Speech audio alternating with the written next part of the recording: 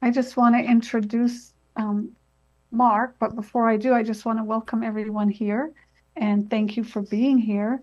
And thank you for joining one of the Guiding Starlight Center's programs. And Mark was so nice to offer to do this. The Guiding Starlight Center is based out of Boone, North Carolina, but we do have several online programs as well as we do tonight.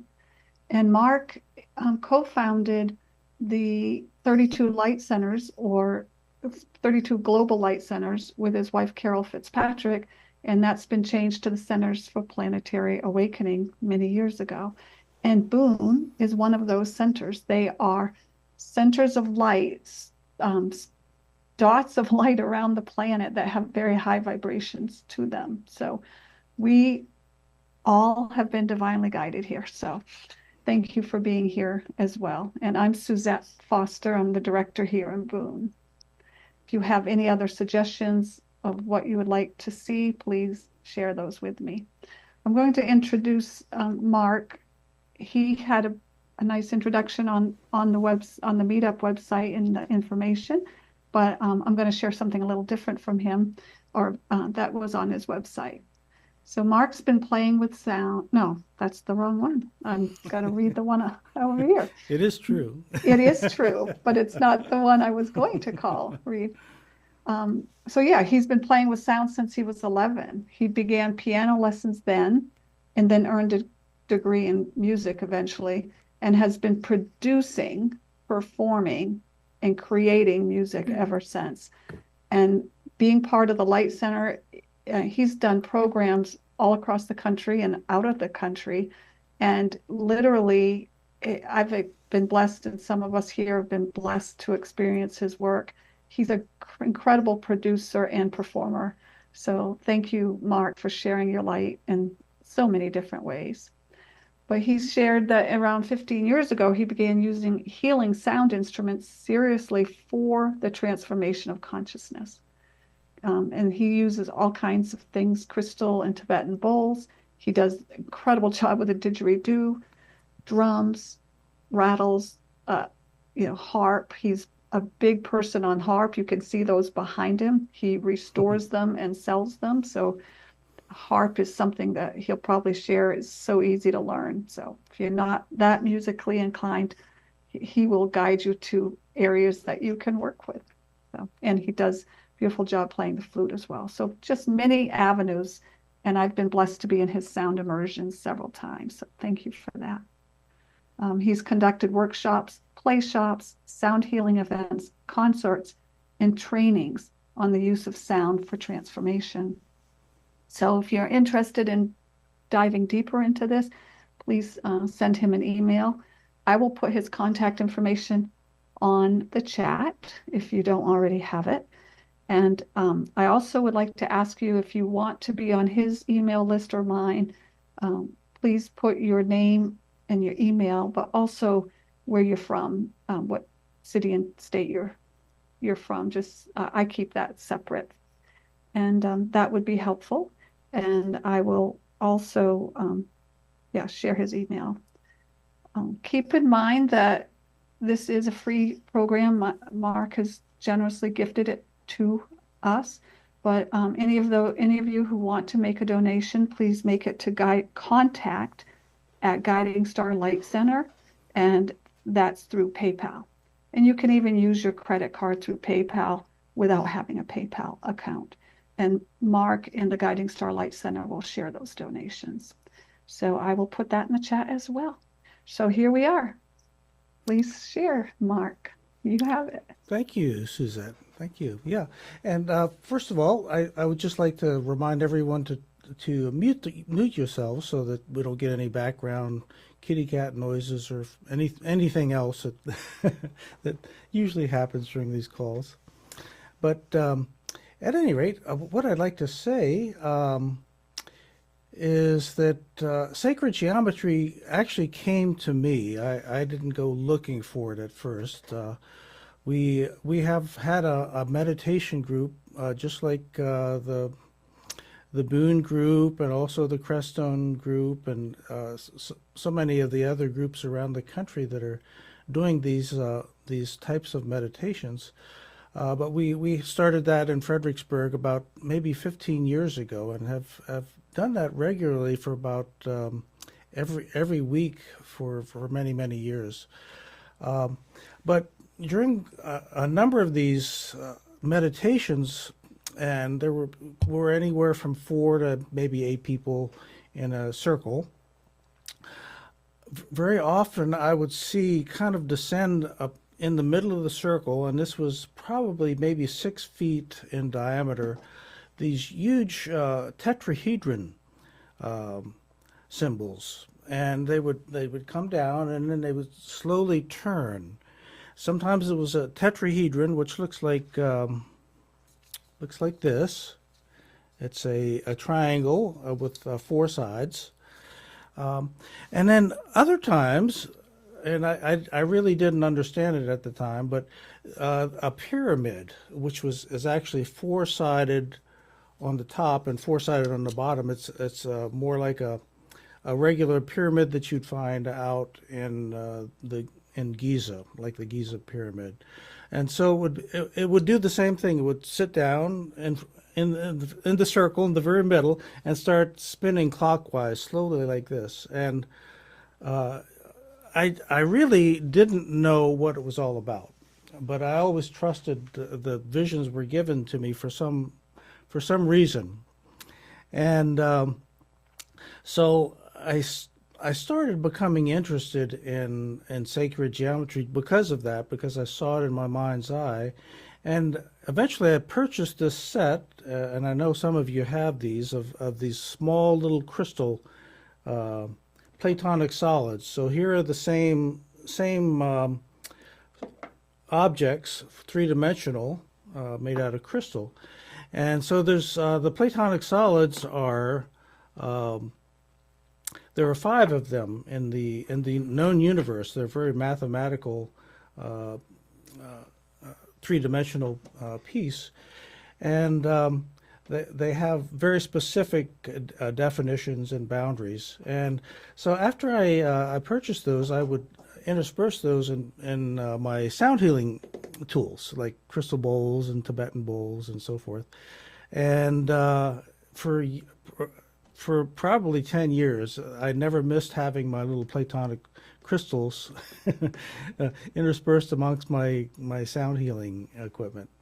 So I didn't know why. I was actually just trying to figure it out. I did know that each one of the Platonic solids stood for one of the elements, which is earth, air, fire, water, and ether. Ether being plasma or energy. And so eventually I did come to totally embody the Platonic solids, because we are all of the elements. There's not any of us that are not all of the elements, and everything in the known universe is actually comprised of these elements. So that was the very beginning of my kind of foray into sacred geometry. But at any rate, what I'd like to do is start this slide presentation now, and that kind of keeps me on track and gets me talking about the things that I really want to share about sacred geometry. So what you're looking at here is a Sri Yantra. It's a Tibetan symbol. The Tibetan symbol has 9 interlocking triangles, and altogether it creates 27, which is a sacred number as well. And you see that on all the Tibetan Sri Yantra symbols, when they do sand paintings, and when they have this in many different parts of their cosmology and their buildings and so forth. And I always knew that as a way to center and focus during meditation. The very center is really where you put your focus when you're deeply into the meditative process. And I had a picture of another, one of the more Tibetan Sri Yantras, and I thought it was the next one, but it wasn't. But at any rate, so what we're going to talk about is what's the difference between geometry and sacred geometry. It's not really a versus, but well, geometry, when we think of it, it's a much more based in mathematics. It's much more left-brained. and it's a branch of mathematics that studies spaces and shapes and lines and angles and things like that. Um, People that are really, really left-brained are very good at math, and which is something I've never been really good at. I really have to push myself to understand it deeply. And this is contrasted with sacred geometry, and sacred geometry, as per this particular person, Bruce Rawls, he calls it the blueprint of creation and the genesis of form. So I totally get that because of really studying deeply the elements. Those are really the kind of the patterns that all nature and all creation is formed from. And one of the first actual books on geometry, the left brain part, was written by Euclid. Now his book was called the Elements, and in fact the it's got like 15 chapters or books in it, and the last one talks almost exclusively about the Platonic solids, and it was one of the before the Bible came along. It was probably the most widely sold books on the planet. And so Euclid wrote this, and he probably assembled this information from other people, other mathematicians as well. He didn't necessarily create all of this by himself, but this diagram that you're seeing right here is actually the first page of the elements of his book. And what you see there is the Vesica Piscis is two interlacing triangles where the edge of one fits exactly right in the very center of the other. And when you connect the three dots where they overlap, it forms a perfect triangle. And we'll talk a little bit more about triangle as we get into the discussion. But I'd like to say now that during one of my sound healing experiences, this was a public demonstration or a public performance of sound healing in the community library. One person came up afterwards and he said, during this whole experience, I kept seeing triangles.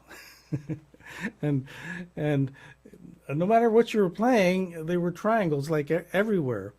And at the time, I didn't know what to do with that. But here we have the Vesica Piscis, which is probably the most important of all the geometric symbols, creating not only a triangle, but creating, let's see, I got the wrong thing, but creating squares and creating pentagons and other sacred geometries as well. It's actually the generator of multiple sacred geometries and much that we think of in the manifest world. So Pythagoras was considered one of the big names in geometry, and I was always interested in him because he formed a mystery school, and he didn't write anything. It was actually his student Plato which wrote about him. But I really feel like a lot of the mystery schools had to go underground because their information was so heretical that they would be imprisoned or stoned or killed or any number of different things with just the information we get commonly on the market today in books. So he would talk about these in his mystery schools, and he actually put geometry and music and the arts all together. He said that those were all very important for the combined understanding and the wholeness of human beings. So one of the first principles of sacred geometry is as above, so below. And another is the orders of magnitude, simple to sacred. So if any of you know very much about numerology, zeros are not counted. We have the numbers 1 through 9, and so in sacred geometry, whenever there's a zero, whether it be after the number or within the number, that it's actually not counted. So we just look at the ones 1 through 9 as the basic number. And here's Plato, the student of Pythagoras, and he talked about music and physics and philosophy. But the music he was very drawn to because of the patterning in music and the way that the overtone series would create these beautiful chords and melodies and even harmonies. Now there are two basic tools in the geometer's trade, and geometer is anyone that does geometry or sacred geometry. And that is the compass. And probably everybody here has played with a compass in school, and you can draw circles and semicircles with it. And then the straight edge. The straight edge is just a regular ruler. And from all of those, we can create vesica Pisces, we can create triangles, we can create squares and pentagons. Everything that is in geometry can be created from those two tools. Now, we're jumping around a little bit, but in Mesopotamia, about 3,000 years ago, we had this kind of engraved in stone, and these were they considered them the gods back then, but today we know them as the Anunnaki. And they brought to the planet, these were genetically our forefathers, by the way, the base 60 mathematics. Now, today we use base 10 mathematics, but they used a base 60 mathematics, so that went all the way around using 60 to create what they considered their mathematics. And we'll talk about that in a little bit, but that 60 is very important in sacred geometry. Another thing that's very important is the English system as opposed to the metric system. So the metric system is, again, a base 10, and a lot of sacred geometry experts seem to think that we should get rid of our base 10 system and go to a base 12.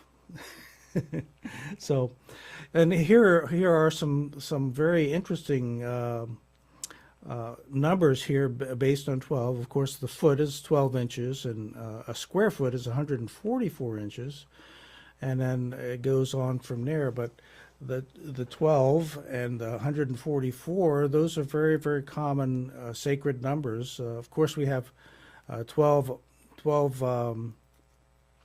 hours in a day, and 144 light workers, or 144,000 light workers. That is a term and a number that you can find in many different religions, the Hindu religions and the Christian religions and the Jewish faith as well.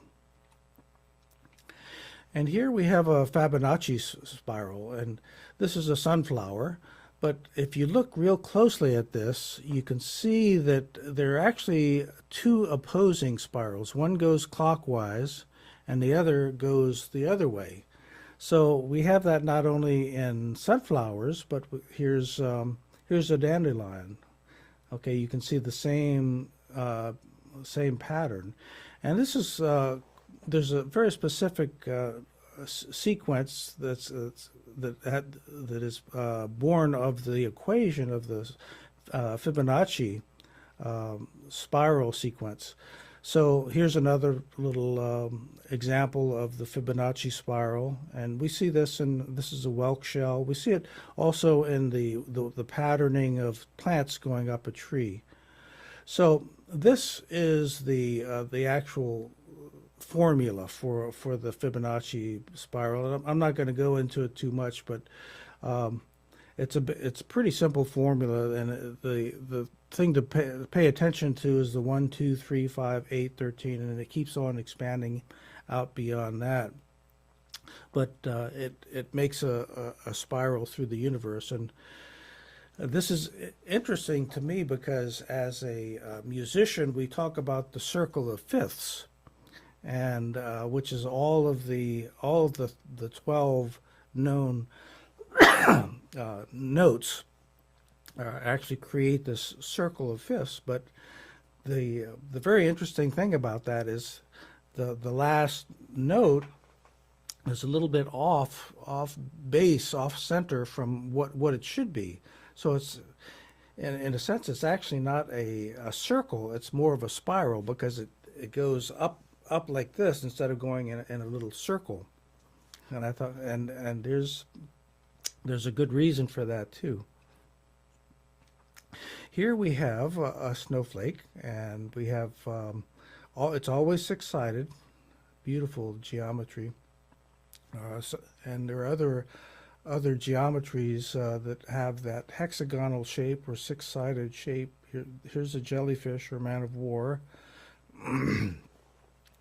and this same hexagonal shape. I remember Carol attended, my wife attended one of Bill Beulah's workshops many years ago, and I wasn't able to go, but I was kind of tuning in from afar, and I remember seeing in one of my meditations while they were doing their thing these honeycomb hexagonal shapes, and which is one of the sacred geometries, sacred geometrical figures, and I remember Carol explaining that to Bill, my vision. He was saying, yeah, that is. I forget exactly what he said, but he said that was significant. He always had an explanation for everything. And here we have the honeycomb. That's very similar to the shape that I saw. It's like a honeycomb from a bee's nest. And quartz are always six-sided as well. So they have six faces at the very point, and six sides. So that's a natural configuration. I just love this picture. I'm not even sure why I pulled it out until I realized, okay, this is a circle, right? So the circle is 360 degrees. It's always 360, and that's significant because 360 is when you take a number like that and convert it exactly into a frequency. 360 is an F sharp, and F sharp is the tone for the earth. And as we get a little further into this, I'll show you the Platonic solid that has the earth frequency. But the Native Americans, the circle is very important. That's in all of their cosmologies. Of course, the teepee is a circle, and they have circles throughout their cosmology. But they also felt that F sharp was very important. Now, as far as I know, the only instrument that they actually ever played was a Native American flute, plus drumming, of course, which is usually round. The drum is round, but that Native American flute, I'll be playing a little bit later on. This F sharp idea, because it is the earth, and F sharp is that 360 hertz, I should say, the frequency of it. So Tesla was really into numbers, of course. He loved threes and sixes and nines, and he said that, you know, if you understand energy and frequency and vibration, you really have the key to unlocking the universe. And so all of these equate to numbers and geometry. So we're going to talk a little bit about all that is, and light is equaling intelligence. Okay, so when light comes into a, um, a prism, it's transformed into all the colors, the whole rainbow of colors, and then as it's transduced, coming down into this plane of existence from a higher dimension, it's kind of dumbed down into frequencies of sound. I shouldn't say dumbed down, but it's transduced. It comes from a very, very high vibration of light and color, and then we know it as sound. And this looks like a sound wave as we understand it. And I've placed the Platonic solids down at the very bottom because as this light comes down closer and becomes more dense, these become much more manifest. And the Platonic solids, which are from left to right, it's the fire, earth, air. The dodecahedron is plasma, and then the icosahedron is air. Water. So here we have symbols of all of those things naturally occurring. We have the diatom, the salt of the earth. There's an ochre. There's a piece of pyrite, which is a natural pentagon shaped. And then we have at the very end a virus, an adenovirus, and we've all been through that in the last 5 years. So, talking about the elements, which are each one is delineated by one of the Platonic solids. There are only 5 in the known universe. And because they were talking about this 3,000 years ago, it's one of those givens in the cosmology of the universe. So the definitions is all faces are the same size, and I'm going to grab this this fire tetrahedron. So we have all the shapes. See, can you see that? Yeah, okay. All the shapes are the same size. This is all a triangle. All the edges are the same length. Okay. There's only one angle present throughout the entire shape. So right here we have, I'll tell you what it is. It's a 60. We're returning to that 60 idea. So this is a 60-degree angle, and no matter where you look, it's going to be 60 degrees. And all points or vertices will touch the edge of a sphere. If you put a sphere around this, it would touch it perfectly. Okay, so every one of the Platonic solids is like that, whether it's a tetrahedron, an octahedron, and this is all triangles as well. Another triangle is the icosahedron. That's a 20-sided shape. And here's the earth, salt of the earth, all the same type faces, lengths, all the same, all points would touch a sphere. That's called a hexahedron. And then the dodecahedron, that's a 12-sided pentagon-shaped one. And this is one that's kind of unusual. I always think of the dodecahedron as sitting in the middle. If you put all the other 4 elements, the earth, air, water, and fire, in a little circle, this would fit right in the middle. It's because its energy is plasma. It's the stuff that makes everything else work. So we have all these, like I said, represented by either crystalline or other types of earth-based naturally occurring elements. The diatom is a triangle. Diatom is, if you've ever seen diatomaceous earth, that you can put it in your swimming pool. Some people eat it, and I've even got a smoking pipe, a meerschaum made out of diatomaceous earth. But this is a one-celled organism right there. That's very microscopic. but it's a perfect equilateral triangle, just like the tetrahedron. We have salt, which is the hexahedron, and gets their names from the number of sides. So tetra means 4, hexa means 6, so there's 6 sides of the hexahedron. The fluoride crystal, you've probably seen that before. That is the octahedron, 8-sided figure. Pyrite is the dodecahedron with the five-sided face, and 12 altogether around. And then the adenovirus, and this is the icosahedron. Again, that's a triangle face, but it's got 20 sides. So the numbers of all these are very different.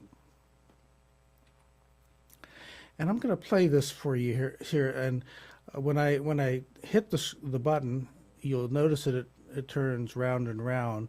And there's an energy that each one of these Platonic solids creates when it's spinning, like this. I hope that doesn't make you dizzy. So this one is the same. Here's the hexahedron.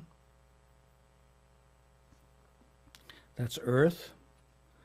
This is the octahedron. This is air.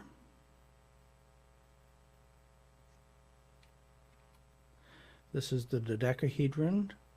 This is energy, 12-sided. And then the icosahedron, 20-sided water.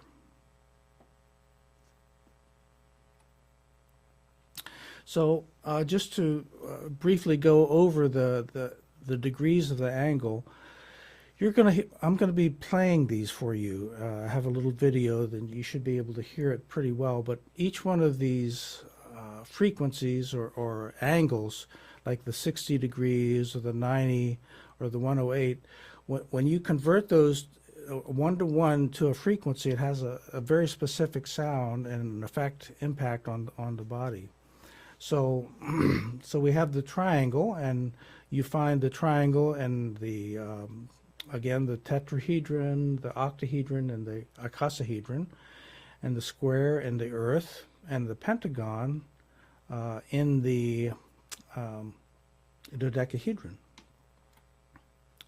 And here are all the other angles which create this conglomerate of numbers. And when you add these all together, you get these beautiful combinations that you'll be able to hear.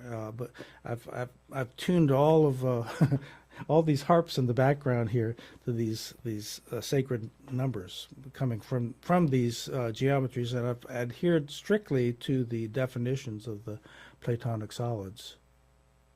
Okay, so let's just go into the numbers just a little bit here. Okay, we have 60, which is the degree of the tetrahedron of the triangle.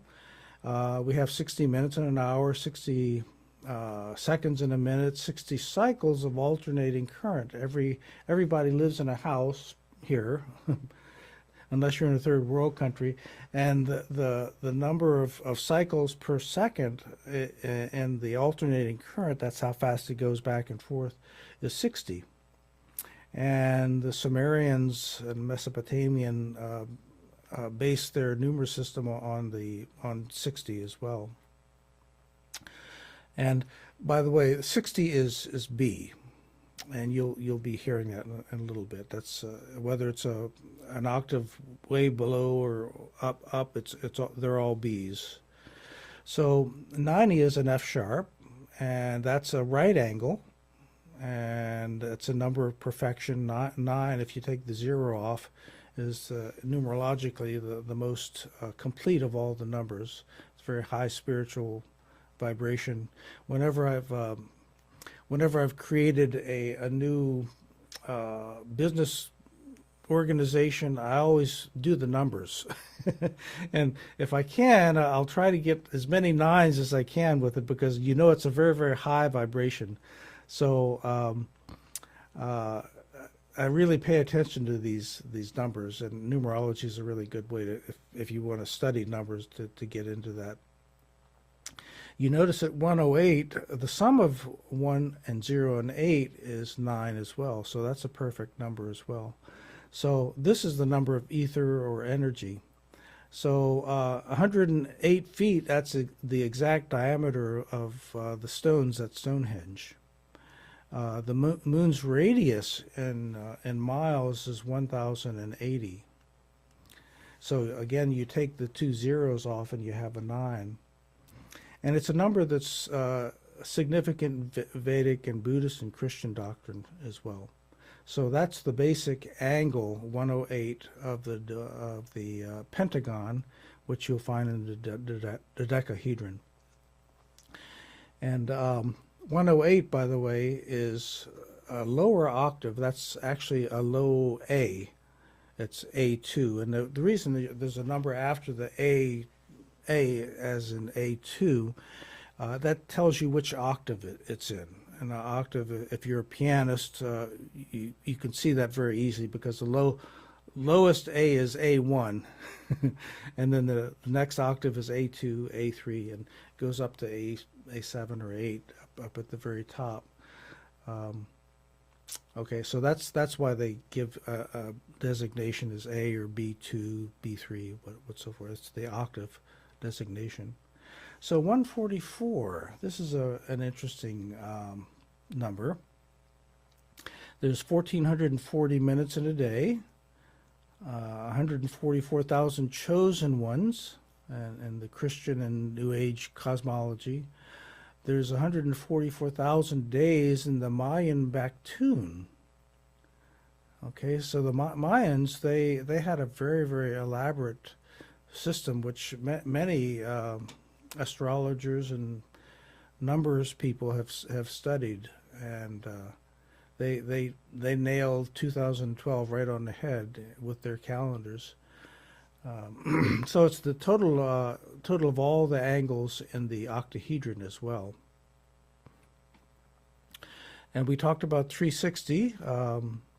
That's 360 degrees in a circle. It's actually 360 days in the Mayan year as well, and also in the Vedic calendar. So what happens to the other 5¼ days? Well, if you're Peruvian, you take a week off and you go play. You go up in the mountains and you sing and you dance and you play your flutes, and everything shuts down. You can't even go to a store during that time. So they have a really good way to figure out what to do with that extra 5¼ days. But that, again, that's the spiraling effect. You know, there's exactly 5¼ days if that circle of fifths. That's what's left over there. Okay, so that circle is not a circle, but it's actually a spiral. And we have 3,600 degrees in a icosahedron. Again, that 360, if you take off the zeros, you get 3 + 6, which is a 9, one of the perfect numbers. So 2160, this is an interesting number as well. It's the moon's diameter. We talked about that. There's 2,160 years in an astrological age. So we usually say it's 2,000 years, and like we just got out of the Piscean age and what are going into the Aquarian age. It's actually 2,160 years, not 2,000 years. And it's the total number of, total sum of the angles of the hexahedron as well. And if you add up all the sums of the angles of the first fire, air, earth, and water, it equals the diameter of the Earth. Now, how did that happen? So here we go. The 2160 again is one great month in the zodiacal ages. And by the way, 2160 is a C#7, which is one of the prominent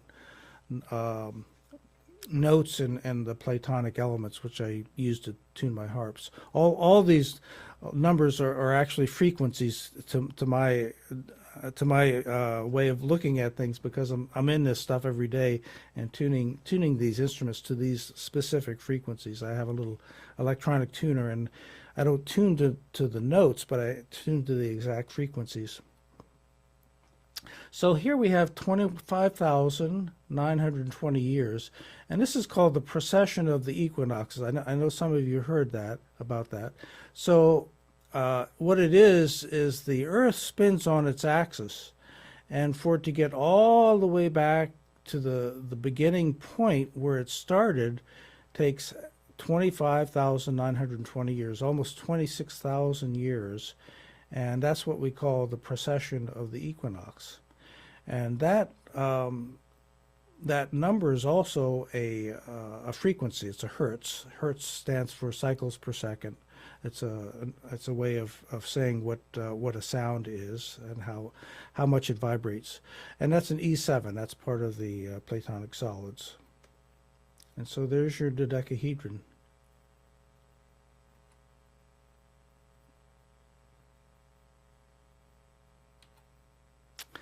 So another number is 864, which is an A. There's 864,000 miles in the diameter of the sun, the total width of the sun. If you multiply 24 hours times 60 minutes, you get 1440, and you multiply that by 60, you get 86,400 seconds. But we're talking about huge cosmological numbers here. And what I'm trying to get at is these numbers, like the 864, they can be thought of as frequencies that you can actually feel in your body. So the 6480 is a G sharp, and that's one Platonic season, which is 3 astrological ages, which would be 2160 by 3. And the 2160 again is related to 432. We'll get into 432 very soon here. But this is how it's related to the different Platonic solids. And there we have the diameter of the moon. It's all the some of the angles of the cube. And it's one great month, one great zodiacal age as well. So 432, this is A4, and if there are any musicians on the call, you know that A4 is what you actually tune your instrument to. I have a tuning fork that I've had for 50 years. I don't have anything else that I've had for 50 years, but I have a tuning fork that's A40, A440. It's funny. But A432 is a different way to tune, and for the last probably 17, 18 years, I've been tuning to A432, and they call it the Verdi, Verdi. He was a composer back in the before Bach's time, but he liked to tune his instruments to 432 because it was easier in the voice. So A432. Again, we have 432,000 miles, which is the radius of the sun. 432 squared is actually the speed of light, 186,000 miles per second. And A432, according to Joseph Campbell, is the most important number in all the cultures that he studied, because wherever he went around and was studying the cultures, and he was I consider him one of the great mythologists. But he synthesized things in such a way that they weren't myths anymore. He was actually talking about truth in the way that cultures experience things. But this number kept coming up all over the place: 432, 432, 432, and so one of the aspects of this dodecahedron is, if you remember, the angle is 108. Well, if you multiply that angle 108 times 4, you'll get the higher octave of that, and it is 432. So that energy of 108 is the in the 432. It's that's the lower octave or lower resonance of that, and you can create an octave out of any number just by using multiples of 2. So in other words, 2 times 108 would be 216. 4 times 108 would be 432. 8 times 108 would be 864, which we talked about earlier. So let's talk a little bit about the standard of tuning. My little tuning fork, which I have had for 50 years, back when I was playing in the orchestra, the violinist, he was considered the concert master. He would stand up and play his violin, and everybody would tune to that. Well, that note that he would be playing would be called the A4, which is the 440 hertz, and that is known as the standard of tuning. So the whole orchestra, over 100 pieces, would tune to that A440. And recently, that number has come under scrutiny, and they call this a kind of a conspiracy theory. And you all probably know if it's a conspiracy theory, it's more like it's probably fact, right? So the A440 has come under scrutiny because it kind of goes against the grain of natural things. So I said that I've been tuning my instruments, and that includes guitar, it includes all my keyboards, it includes my harps. Instead of A440, even my piano, I had my my pianist tune my piano to A432, and it's a more natural and it's more aligned with the universal geometries and processes. So I love it. That's just the way I do things anymore. And whether it's a conspiracy theory or a fact, it's too bad that's just the way that I teach all my sound healing classes. That if you're going to get an instrument, have it tuned to 432, the standard of tuning.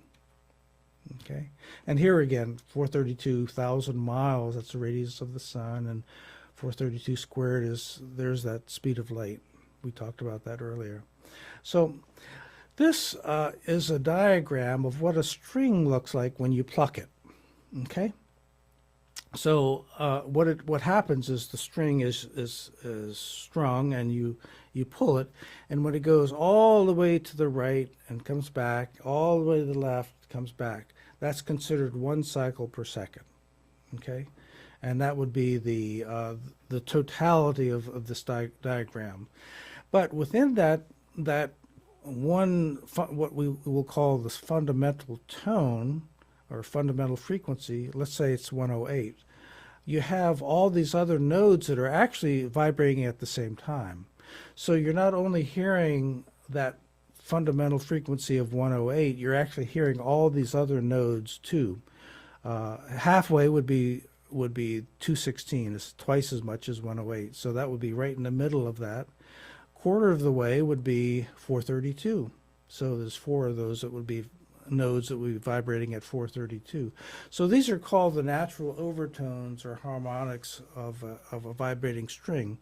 And this is one of the principles of sound. It doesn't matter that it is a vibrating string or a vibrating column of air in a flute or didgeridoo. Even if you hit a rock on the floor in your hand or something, it will produce a series of overtones or harmonics vertically, all at the same time, and it gives it its very particular sound. It has a sonority that's different from anything else.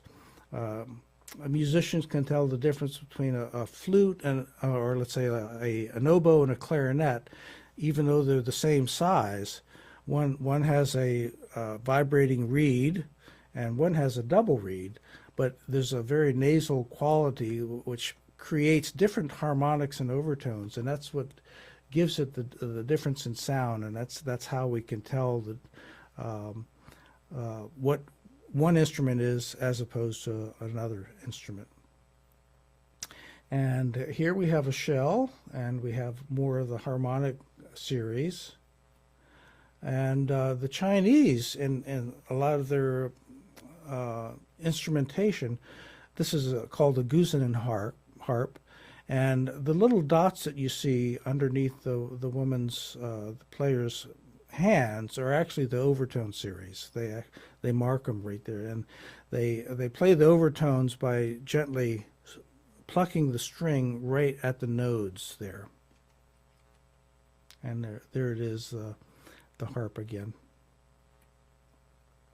And here's just a few pentagon, fun little things. We have a sand dollar, an okra, a tomato, papaya, and an apple.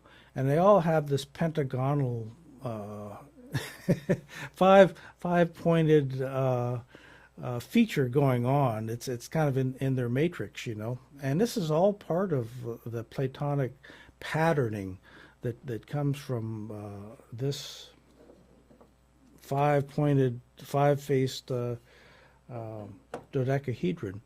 It's a high energy thing. Five is the number of change and transformation.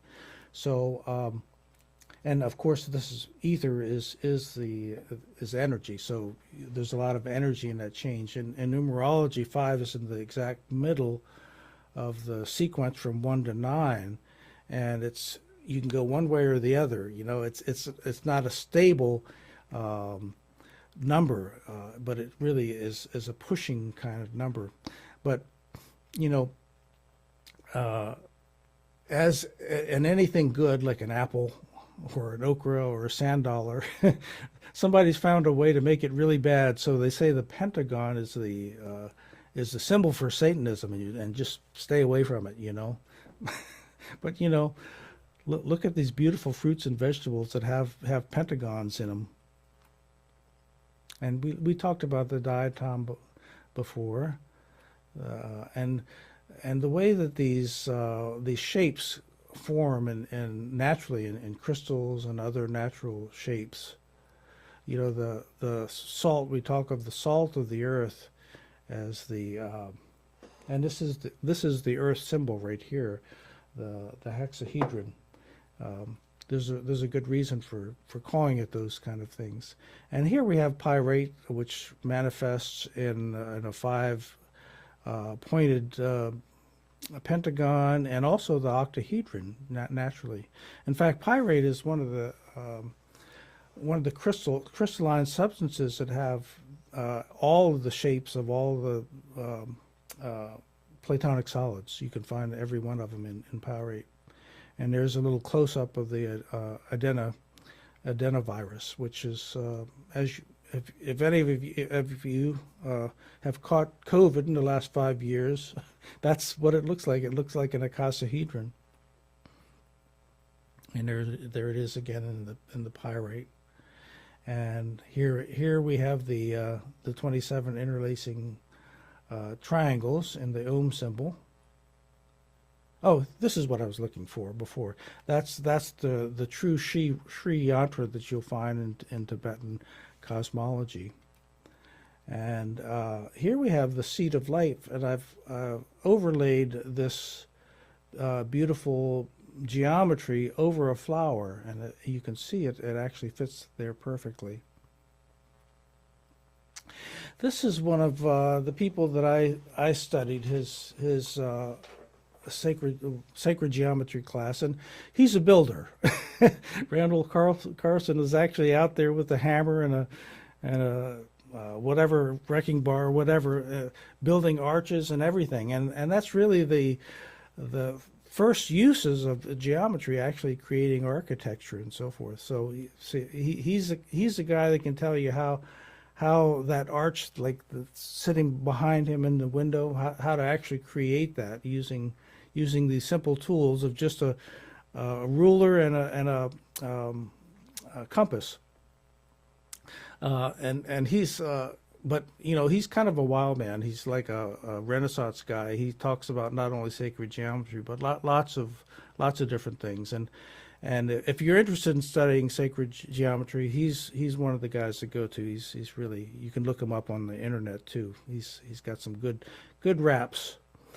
And one of my favorite sacred geometry people, and I really consider him a genius. He seems kind of flaky when he talks, and it took me a while to realize that this guy knows so much that it's like it's all trying to come out at one time. But he calls himself Jane 108, and here's that 108 again because he knows how important that number is. And he's been at it for over 40 years, teaching kids, teaching about the golden ratio of anything that you can possibly think of. And I really like Jane because he takes a spiritual approach to things. He really goes way beyond the numbers and tries to synthesize why this is happening and how absolutely wondrous it is that it is happening. So it's like stepping out of the numbers, out of the just strictly mathematical left brain into the right brain, and he does it perfectly. I think he just weds the two very nicely. And this book, I've had this book for many years, probably 20 years, and it's been sitting around, and I just feel like it's one of the best books on sacred geometry without being a sacred geometry text. It was actually written by this fellow, and I can't even pronounce his name, Georgi Doxy.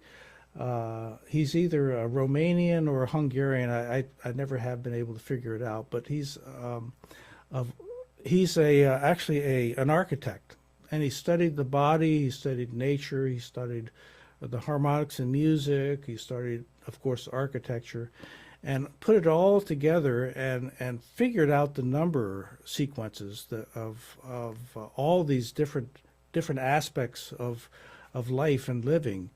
And it's if you can find his books, I think it's pretty much out of print. You might have to spend some money, look at it on eBay or someplace like that. But The Power of Limits, it's a phenomenal work, and really gets you to understand and appreciate the different, even the lengths of your arm. There's a sacred number, the golden ratio, which we are all kind of comprised of these patterns. And this is the beginning and end of my talk. And I say it's the beginning because it really is just the beginning. It's like I feel like I'm at the very start of understanding all this, and I just wanted to share what little that I know. And I put the lotus of life as a symbol for the beginning because it is actually the symbol for the new earth and the new earth frequency and the new way of doing things. And it was actually there at the beginning, and it's kind of a signpost pointing the way. So Thank you, Mark. Yeah. Could we have a couple questions? Sure. Okay, and if anyone has to get off, we understand that. But I wanted to give them more specifics about using sacred geometry in a healing session or in their own bedroom or however it could support the healing energy. And you just brought up the lotus of life, so if you want to share that a bit. But also, I know I do energy and sound healing and life coaching, and you have guided me to use the icosahedron, 5 places around my room, if you could mention that. So just anything that would support people, whether they do offer it to others or they're looking for it to support their own. Mm-hmm. But thank you for everything you've shared. It's very interesting. Yeah, well, as you were saying, the Lotus of Life, you probably see two of them back in my office here, one on the left side and one on the right side, and these are specific geometries that look exactly like the screen that you see right there, and it's 12 sided. So there's that 12 again, and there's actually frequencies that go with that, the Lotus of Life frequencies, which sound very much like the. I'm about to play some videos so you can actually hear that, but that would be another way of using these healing frequencies in your sessions. You can put the music and the sound on and back of it, and it's absolutely one-on-one. Directed by the actual frequencies of all these platonic solids and all these sacred numbers. I think that's probably one of the best ways of actually getting it in your body, by listening to it and feeling the vibration. Um, but I just also wanted to mention that he has a lot of his albums and songs on bandcamp.com. And you have some for sale and some for free on Bandcamp, right? no, they're actually all for sale on Bandcamp, Okay. but there are other ways of getting them free, such On as your website or so, I well, meant, like joining our membership area. There's a lot that I've posted that's for members that you can get into and get the earth, air, fire. Well, you can get all the Platonic elements and the feeling of that. okay. In And in what's the that website? I want to type it down for them to join if they It's decide. sustainableoneness.com. That would be the member site. And sustainableoneness.org would be the our normal website, and you can find it through .org as well. Mhm. Good. Thank you. Yeah, And and then, and just to share with people, many of us have been using the Lotus of Life, for those of you who are new to that, for healing Mother Earth in our healing sessions with people or your animals. I mean, and do you have any workshops coming up, Mark, to help teach more about Carol sound? was just talking about creating another Lotus of Life workshop, and as we're talking about that, I'm going to grab this one off the wall so you can see what I'm talking about. Okay. Yeah, Carol, his wife, they do programs where they're 4 days of just being immersed in that, and several of us here have participated in that. So this is a Lotus of Life that I create. Well, I partially created. I know Teresa has made her own Lotus of Life too, but I start off with a template which is wooden on this side, and then I've put the 12 interlacing circles in there, and added a little crystal right there. But this, if you go to lotusoflife.org, you can learn all about this. It's really a tremendous. It's it's it's a tool that's not for healing, but for actually raising the vibration. So healing Okay, happens as kind of a secondary, right. uh, but we don't think of it as a healing tool, but it's definitely a transcendence tool. So. But at any rate, I'd love to have questions. But what I wanted to do, if you have to get off, that's fine too. But was to actually play the music of these frequencies of these sacred geometries, so that you get a sense of it in your body. You'll feel it. Yeah, and I just want to suggest to set an intention right now quickly. So sound plus intention equals transformation. So let's not limit this few moments that we hear it to supporting us. Yeah, Thank you, Mark. and good old Jonathan Goldman gave us that little equation, That's didn't right. he? Okay, so let's see. I'm gonna get out of this.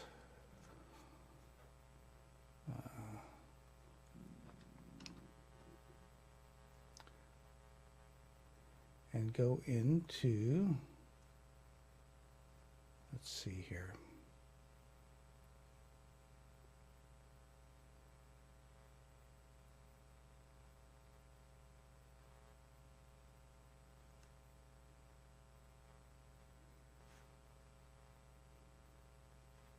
Okay, here we go. And we're going into a video file. So what I'm about to play is the Earth frequency here. This is the F sharp to the 360.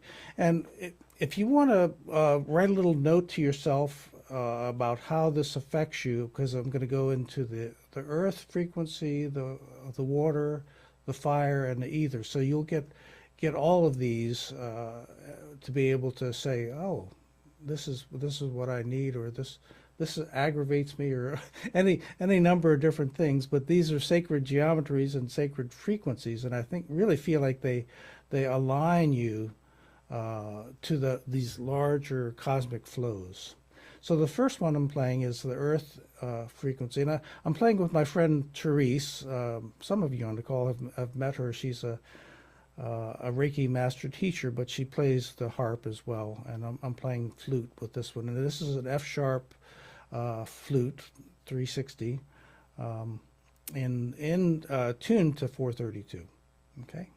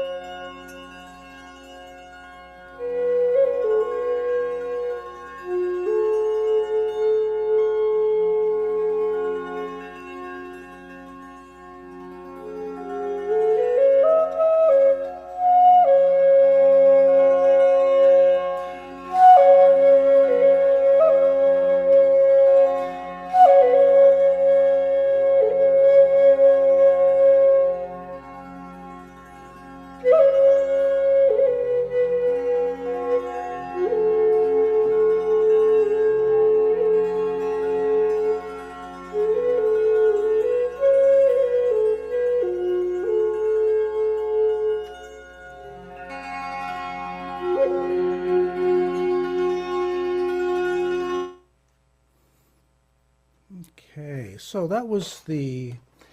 I stopped it about halfway through because I want to get through all of these. But that was the Earth F sharp frequency, and that's pretty much this is the hexahedron. That's taken only from two notes that come from this. That's the 90 degrees, which is the F sharp, and the C sharp, which is the combination of all of the angles. So F sharp and C sharp, that's the only two notes that were that were being played on the angel harp. And I was playing some more on the flute, but that she laid the basic foundational feel of that. So keep that in mind as we're going through that, and because we will be going through the whole gamut of these. Okay. So the second one, and I will have to stop before it ends because it's more long, but here it is. The next one will be water. Okay, and this is water is the icosahedron, and it's got five notes, and it's a little bit more complex.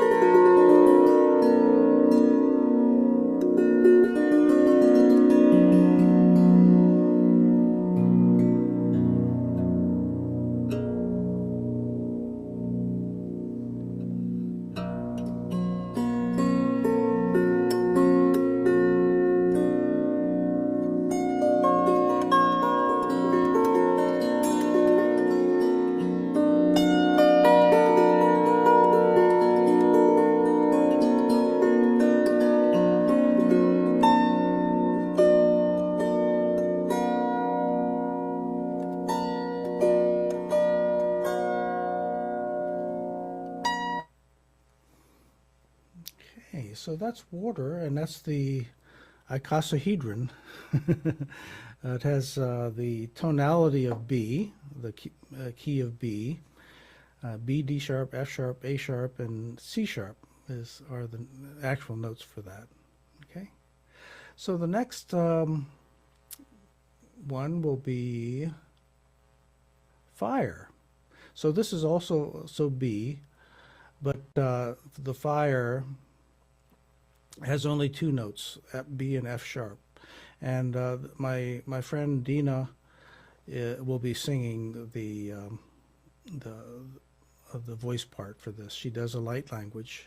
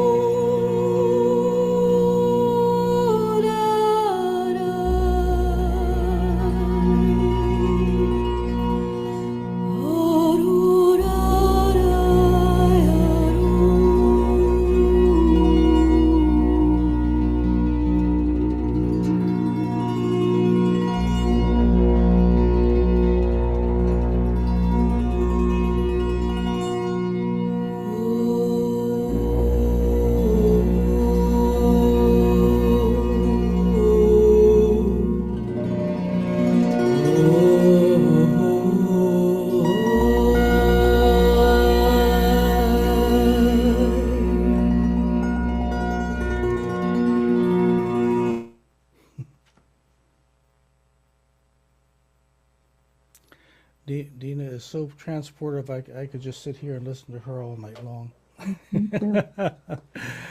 But that's fire. And there's only two notes in that. There's the B, which is the 60 degrees, and the totality, the sum of all the angles, which is F sharp.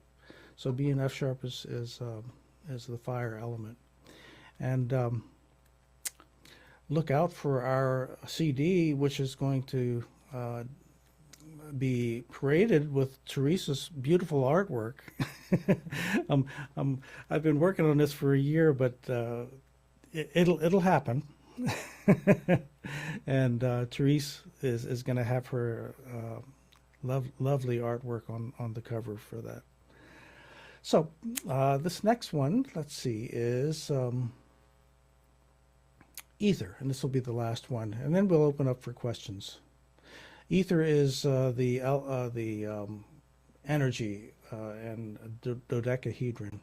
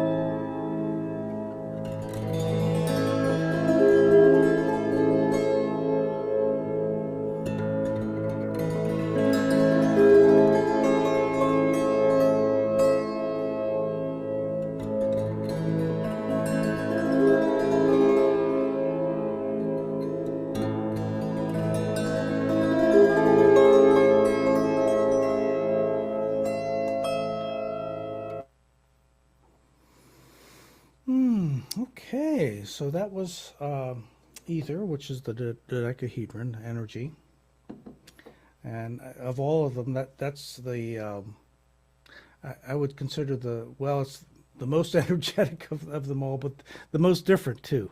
I really like it, but some people don't like it at all. It just kind of pushes them a little bit too much. But if you have anything to say about any of those that made you feel this is a good time to do it, or if you have questions, that's fine too. Just unmute yourself.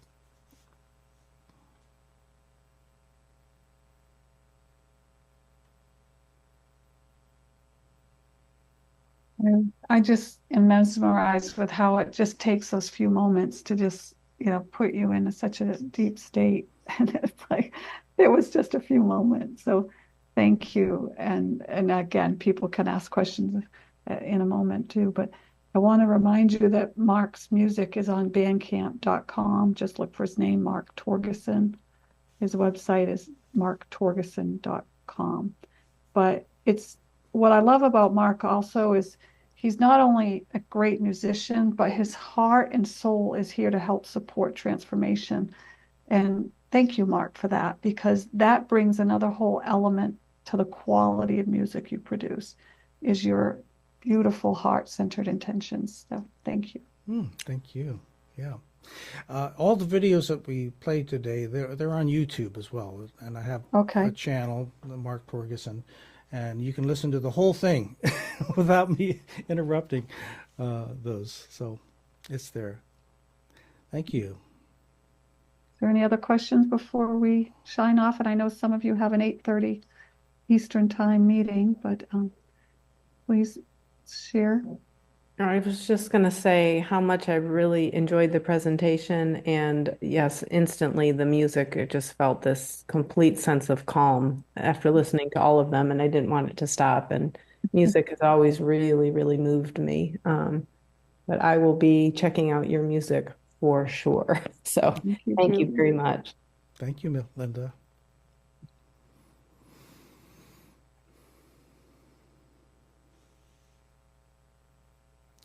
Hi, this is Jean. I just wanted to say that I thoroughly enjoyed it, and I'm just